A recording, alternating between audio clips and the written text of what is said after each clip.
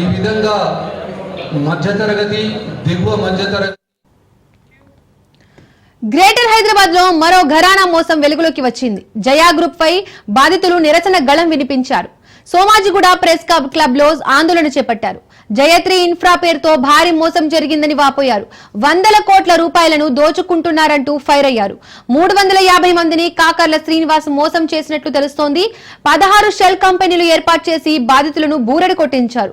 వెంచర్లు, రిసార్ట్స్, అపార్ట్మెంట్ల పేరుతో దందా నడుస్తోంది. 10 లక్షలకు 30% వడ్డీ ఇస్తానన్న శ్రీనివాస్ ఆశ పెట్టారు.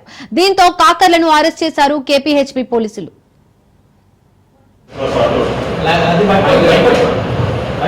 ఇతను కాకర శ్రీనివాసు, ఇతను హరిప్రసాద్, ఇతను మునీశ్వర్, ఈవిడ అరుణకుమారి, ఇతను Ramesh.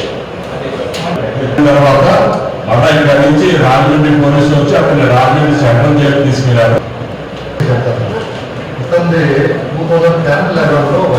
Through resolving the company assets, if any మీకు వచ్చిన ఇన్వెస్టర్స్ కానీ కస్టమర్స్ ద్వారా వచ్చిన ఇబ్బంది ఏమీ లేదు. కొంతమంది అనాలోచితంగా చేసిన పనుల వల్ల కంపెనీ వాళ్ళ ఇబ్బంది పడింది.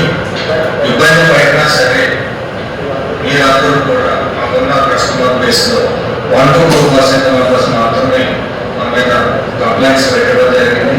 అది ఉద్దేశపూర్వకంగా మా కంపెనీ మీద ఎక్కబడదు, మొత్తం చదివబడదు ఈ కార్యక్రమం చేశారు. నేను జయా గ్రూప్ లో డబ్బులు ఫ్లాట్ కోసం ఇన్వెస్ట్ చేసి నేను మోసపోయాను. వాళ్ళు ఫ్లాట్ కట్టిస్తామని చెప్పేసి మా దగ్గర 30%, 70% అని 50-50 అని 100% అని చెప్పేసి వాళ్ళు చేసి ఎంఓయూ చేసి వాళ్ళు డబ్బులు మోసం చేసి దాదాపు వాళ్ళు 300 కోట్ల దాకా 250 మంది పైన ఇన్వెస్టర్స్ ని మోసం చేసి వాళ్ళు తప్పించు తిరుగుతున్నారు. వాళ్ళని కేపీహెచ్పీ పోలీసులు 25/1/23 అరెస్ట్ చేశారు. మళ్ళా 12/4/23 బయటకు వచ్చి మళ్ళీ అప్పటి నుంచి NBW అతని మీద ఉంది, నాన్ బెయిలబుల్ వారెంట్. తప్పించి తిరుగుతున్నాడు అతను. కేపీహెచ్పీ పోలీస్ స్టేషన్ ని ఎన్నోసార్లు మేము వెళ్ళి బాబు ఇది సంగతి మాకు న్యాయం చేయండి అంటే కనీసం వాళ్ళు ఎఫ్ఐఆర్ తీసుకోకుండా మళ్ళీ తిప్పుతున్నారు. మేము హైకోర్టుకి వెళ్ళాము. ఆల్రెడీ హైకోర్టుకి వెళ్ళి November 23 హైకోర్టుకి వెళ్ళాము. అది December 23 కేపీహెచ్పీ పోలీస్ స్టేషన్ ని డైరెక్ట్ చేసింది. మీరు ఇన్వెస్టిగేట్ చేసి అక్యూజ్ మీద ఛార్జ్ షీట్ ఫైల్ చేయమని. కానీ ఈ రోజు వరకు కేపీహెచ్పీ పోలీస్ స్టేషన్ అతని మీద ఛార్జ్ షీట్ కానీ ఏమీ ఫైల్ చేయలేదు.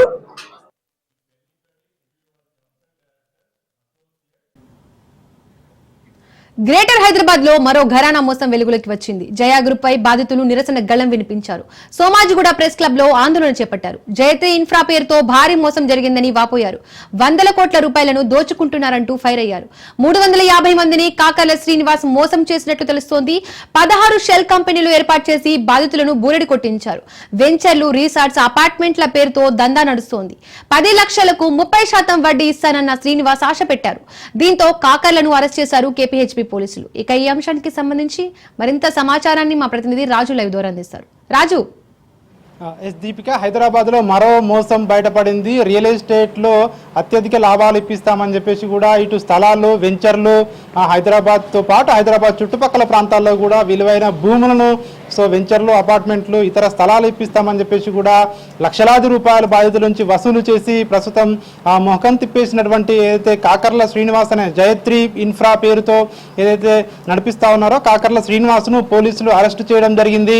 దీనికి సంబంధించి ఆయన కంపెనీలో పెట్టుబడులు పెట్టి మోసపోయిన వారు ఎవరైతే ఉన్నారో జయత్రి బాధితుల పేరుతో సోమాజిగూడ ప్రెస్ క్లబ్ లో పత్రికా సమావేశం నిర్వహించడం జరిగింది. ఇందులో తమ గోడునంతా వెళ్లబోసుకోవడం జరిగింది. దీనిపై ఇప్పటికే దాదాపు 300 మందికి పైగా కూడా జయత్రి ఇన్ఫ్రాలో ఇటు ఫ్లాట్ల కోసం కావచ్చు, ఇటు విలువైన స్థలాల కోసం కావచ్చు, ఇటు అపార్ట్మెంట్ల కోసం కావచ్చు ఆకర్షణీయమైన ప్రకటనలు చూసి తాము పెట్టుబడులు పెట్టామని చెప్పి కూడా బాధితులు చెప్తా ఉన్న పరిస్థితి కనిపిస్తా ఉంది. అదేవిధంగా 10 లక్షలు అంతకు పైన ఇంకా పెట్టుబడి పెడితే 30% పైగా కూడా రిటర్న్స్ వస్తాయని చెప్పి నమ్మించారు, ప్రకటనలు ఇచ్చారు. అవి చూసి మేము రూపాయి కూడబెట్టిన డబ్బులు ఈ యొక్క ఇన్ఫ్రాలో మేము పెట్టుబడులు పెట్టామని చెప్పి కూడా బాధితులు అయితే ఇప్పుడు గోడు వెళ్ళబోసుకుంటున్నటువంటి పరిస్థితి మనము చూస్తా ఉన్నాము. సోమాజిగూడ ప్రెస్ క్లబ్ లో ఏర్పాటు చేసినటువంటి యొక్క సమావేశంలో బాధితులు రావడం జరిగింది. ఈ బాధితుల పక్షాన కొంతమంది మీడియాతో మాట్లాడారు. వాళ్ళు రాష్ట్ర ముఖ్యమంత్రి రేవంత్ రెడ్డికి అయితే ఈ యొక్క ప్రెస్ మీట్ ద్వారా విజ్ఞప్తి చేశారు. ప్రభుత్వం తమను ఆదుకోవాలి, వెంటనే ఈ యొక్క ఇన్ఫ్రాపై చర్యలు తీసుకోవాలని చెప్పి కూడా ప్రభుత్వాన్ని అయితే కోరడం జరిగింది. మనం చూసుకున్నట్టయితే కాకర్ల శ్రీనివాస్ జయత్రి ఇన్ఫ్రా పేరుతో దాదాపు 300 మందికి పైగా కూడా బాధితుల నుంచి ఇట్లా డబ్బులు వసూలు చేశాడని చెప్పేసి కూడా బాధితులు చెప్తా ఉన్నారు. దీనికి సంబంధించి వారు చాలా వరకు కూడా పోలీస్ స్టేషన్లలో కేసులు నమోదు చేసినట్టు ఆయనపై కూడా బాధితులు చెప్తా ఉన్నారు. కేపీహెచ్బి పోలీసులు కాకర్ల శ్రీనివాస్ను అరెస్టు చేసి అదుపులోకి తీసుకోవడం జరిగింది.